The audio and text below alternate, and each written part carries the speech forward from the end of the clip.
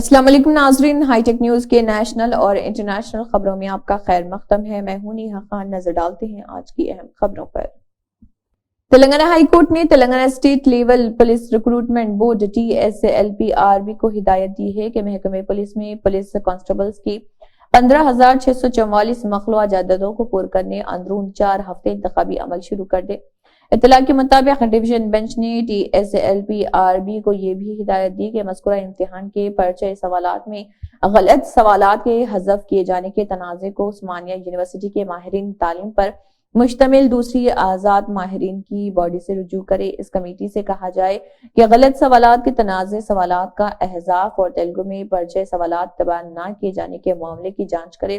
Justice ابھینند Kumar شاولی اور justice نماورپو Rajeshwar Rao پر مشتمل division bench نے کہا ہے کہ ایسے میں جبکہ امیدواروں کی جانب سے پولیس بھرتی امتحان شبہ کیا جا رہا بے روزگار نوجوانوں میں اعتماد بحال کرنے اور سارے معاملے کی یکسوئی غلط کے لیے عدالت کے ساتھ تنازع اور حذف کیے جانے چاہیے اور ایک آزاد باڈی کے سپرد کیے جانے چاہیے۔ تلنگانہ کے وزیر اعلیٰ ریونت ریڈی نے نئی دہلی میں مصروف ترین دن گزارا ہے۔ چیف سیکرٹری شانتی کماری، دیگر سینئر عہدیداروں اور وزراء کے ساتھ چیف منسٹر ریونت ریڈی نے دہلی میں وزیر داخلہ امت شاہ کے بشمول دیگر مرکزی وزراء سے ملاقاتیں کی اور ان وزراء سے ریاست کے مختلف مسائل پر تبادلہ خیال کیا۔ مرکزی وزیر داخلہ امت شاہ سے ملاقات کرتے ہوئے وزیر اعلیٰ ریونت ریڈی نے ریاست کے لیے مزید IPS عہدیدار الاٹ کرنے کی خواہش کی ہے۔ انہوں نے مرکزی وزیر امکنہ و شہری ترقیات ہردیپ سنگھ پوری سے ملاقات کرتے ہوئے ریاست کے مختلف پروجیکٹس کے لیے فنڈز فراہم کرنے کی درخواست کی۔ بتایا جاتا ہے کہ چیف منسٹر ریونت ریڈی اور وزیر اتم کمار ریڈی نے جمعے کے روز UPSC کے صدر نشین منوج سونی سے بھی ملاقات کی اور چند ایک مسائل پر ان سے تبادلہ خیال کیا۔ دراصل وزیر اعلیٰ ریونت ریڈی نے کل ہند کانگریس کے چند مرکزی قائدین سے بھی ملاقات کی۔ بحیرہ احمر میں حوثیوں کے حملوں میں اضافے کے درمیان میری ٹائم سیکیورٹی بڑھانے کے مقصد سے 20 سے زائد ممالک امریکی قیادت والے اتحاد میں شامل ہو گئے۔ امریکی naval forces central command NAVCENT کے commander vice admiral Brad Cooper نے ایک پریس کانفرنس کے دوران یہ اطلاع دی ہے۔ کوپر نے کہا ہے کہ کل ملا کر 20 سے زیادہ ممالک ہیں۔ آپریشنل طور پر آپ جانتے ہیں ابھی امریکہ، برطانیہ اور فرانس ان بحری جہازوں کی برتری فراہم کر رہا اور جیسا کہ ذکر کیا گیا ہے یونان اور ڈنمارک چند ہفتوں میں اس کی تکمیل کریں گے۔ سپریم کورٹ نے جمعے کو متھرا کی متنازع شاہی مسجد کو ہٹانے اور اسے بھگوان شری کرشن کے جائے پیدائش اعلان کرنے کی ہدایت دینے کی مانگ والی مفاد عامہ کی ایک عرضی مسترد کر دی۔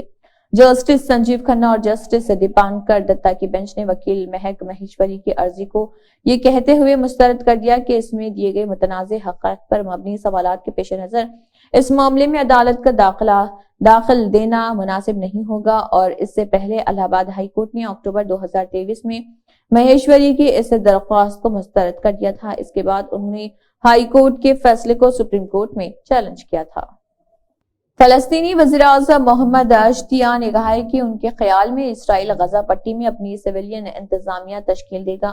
محمد اشتیاں نے فائنینشل ٹائمز کو ایک انٹرویو میں بتایا، مجھے نہیں لگتا کہ اسرائیل بہت جلد غزہ چھوڑنے والا ہے۔ میرے خیال میں اسرائیل اپنی سویلین انتظامیہ بنانے جا رہا جو اسرائیل قابض فوج کے ماتحت کام کرے گی۔ 7 اکتوبر 2023 کو فلسطینی تحریک حماس نے غزہ پٹی سے اسرائیل کے خلاف ایک بڑے راکٹ حملے کا آغاز کیا، جبکہ اس کے جنگجوؤں نے سرحد پار کر کے شہری پڑوس اور فوجی اہداف دونوں پر حملہ کیا۔ اس کے نتیجے میں اسرائیل میں 1200 سے زیادہ لوگ مارے گئے اور تقریباً 240 دیگر کو اغوا کیا گیا۔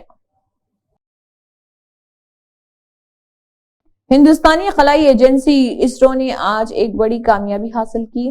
دراصل اسرو نے جمعے کو فیول سیل تکنیک کا کامیاب تجربہ کیا۔ اسرو کے مستقبل کے مشن اور ڈاٹا اکٹھا کرنے کے لحاظ سے یہ فیول سیل تکنیک بے حد اہم ہے۔ اس تکنیک کی مدد سے ایندھن ریچارج کیا جا سکتا ہے اور اس سے کوئی اخراج بھی نہیں ہوتا۔ خلا میں توانائی کی ضرورتوں کو پورا کرنے اور پینے کے پانی کے لیے یہ تکنیک سب سے معقول ہے۔ اسرو کے ذریعے جمعے کو خلا میں 100 واٹ زمرہ کے polymer electrolyte membrane fuel cell पर मबनी पावर सिस्टम का कामयाब तजुर्बा कई मायनों में अहमियत का हामिल है। इस तजुर्बे के दौरान हाइड्रोजन और ऑक्सीजन गैस की मदद से हाई प्रेशर वेसल में 180 वाट तवानाई पैदा की गई। इसरो ने बताया कि फ्यूल सेल टेक्निक की मदद से हाइड्रोजन और ऑक्सीजन गैस से तवानाई तो पैदा की गई और साथ ही इससे पीने का पानी हासिल हुआ और कोई अखराज भी नहीं हुआ। वजारत दाखिला ने दिल्ली के अस्पतालों में अद्वियात की मुबैना घोटाले की सीबीआई इंक्वायरी की एलजी की सिफारिश को मंजूर करते हुए मरकजी तफ्तीशी एजेंसी को एफआईआर दर्ज करने का हुक्म दिया है। दरअसल दिल्ली की केजरीवाल हुकूमत के महले क्लिनिकों के ज़ेरे एहतमाम में भी मुबैना तौर पर फर्जी टेस्ट कराने के इल्जाम आयद हुए हैं और इस मामले में एलजी ने सीबीआई तहकीकात की सिफारिश कर दी है। कबल अज़ लेफ्टिनेंट गवर्नर वीके सक्सेना ने प्राइवेट लेबोरेटरियों को फायदा पहुंचाने के लिए महिला क्लिनिक के जरिए फर्जी टेस्ट करने के इल्जामात की सीबीआई इंक्वायरी का हुक्म दिया। महिला क्लिनिक दिल्ली हुकूमत चलाती है। खबरसार एजेंसी ने एक जरिए के हवाले से बताया कि गुज़िश्ता साल ये बात सामने आई थी कि महिला क्लिनिक में डॉक्टर नहीं आ रहे, इसके बावजूद उन्हें मौजूद दिखाया जा रहा। उनकी अदम मौजूदगी के बावजूद मरीजों को टेस्ट और अद्वियात तजवीज की जा रही थी। बाद में पता चला कि जाली मरीजों के टेस्ट करवाए गए।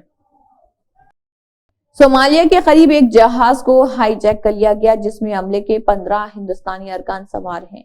एमवी लला नॉरफॉक नामी इस जहाज को सोमालिया के समुद्री सरहद के करीब हाईजैक किया गया। हाईजैकिंग की इतला मिलने के फौरन बाद हिंदुस्तानी बहरिया मुतहरिक हो गई। बहरिया ने अपने एक जंगी जहाज INS चेन्नई को मकवी जहाज की तरफ रवाना कर दिया।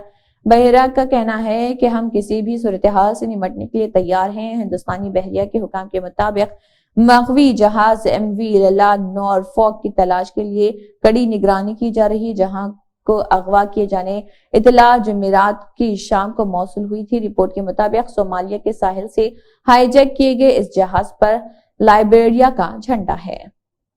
इन्फोर्समेंट डायरेक्टोरेट ईडी ने गैर कानूनी कानकनी से मुतल्लिक मनी लॉन्ड्रिंग केस में हरियाणा की सियासी जमात INLD के साबिक रुकन असम्बली दिलबाग सिंह के घर पर तलाशी मुहिम चलाई। रिपोर्ट के मुताबिक दिलबाग सिंह ठिकानों से भारी मकदार में गैर कानूनी अशिया बरामद हुई हैं। जराये के हवाले से रिपोर्ट किया गया कि दिलबाग सिंह के घर से बड़ी मकदार में गैर कानूनी गैर मुल्की साख्ता असला, 300 कार्टूनों में गैर कानूनी सामान, 100 से ज्यादा शराब की बोतलें, 5 करोड़ रुपए नकद और तकरीबन 4 से 5 किलो सोना बरामद हुआ। दिलबाग सिंह के ठिकाने से बड़ी मकदार में जायदाद के दस्तावेजात भी मिले। रिपोर्ट के मुताबिक इन्फोर्समेंट डायरेक्टोरेट हरियाणा के जमुनानगर जिले में मुबैना तौर पर गैर कानूनी कानकनी से मुतल्लिक मनी लॉन्ड्रिंग केस की तहकीकात कर रही है। तजुर्बेकार बिजनेसमैन गौतम अडानी अब मुकेश अंबानी को पीछे छोड़ते हुए हिंदुस्तान और एशिया के अमीर तरीन शख्स बन गए हैं। यही नहीं, दुनिया के अरबपतियों की फहरिस्त में गौतम अडानी ने बड़ी छलांग लगाई है और वो 12वें नंबर पर पहुंच गए। गौतम अडानी की मालियत में भी जबरदस्त इजाफा हुआ है। उनकी दौलत में 24 घंटों में 7.6 बिलियन डॉलर का इजाफा हुआ। वहीं मुकेश अंबानी अरबपतियों की फहरिस्त में 12वें से 13वें नंबर पर आ गए हैं। ब्लूमबर्ग बिलियनर्स इंडेक्स के मुताबिक मुकेश अंबानी की दौलत 97 बिलियन डॉलर है। पिछले 24 घंटों में उनकी मजमूई मालियत में 665 मिलियन डॉलर का इजाफा हुआ। अडानी ग्रुप के मालिक और अब हिंदुस्तान के अमीर तरीन शख्स अरबपतियों की फहरिस्त में 12वें नंबर पर आ गए और इस फहरिस्त में ये 14वें नंबर पर थे, लेकिन 24 घंटों में उनकी भारी कमाई की वजह से उनकी मजमूई मालियत में इजाफा हुआ और वो 14 से 12 नंबर पर आ गए।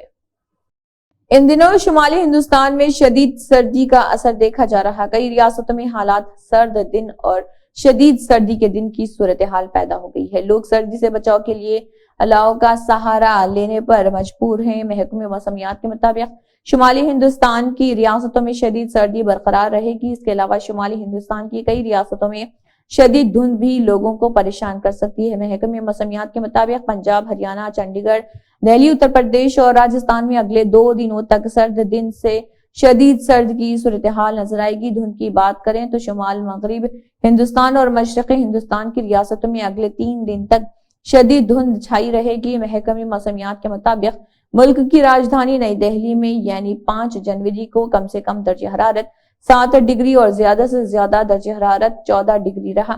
اس کے ساتھ ہی نئی دہلی میں آج سرد دن کی صورتحال رہی. دہلی میں 6 جنوری کو بھی سرد دن رہے گا.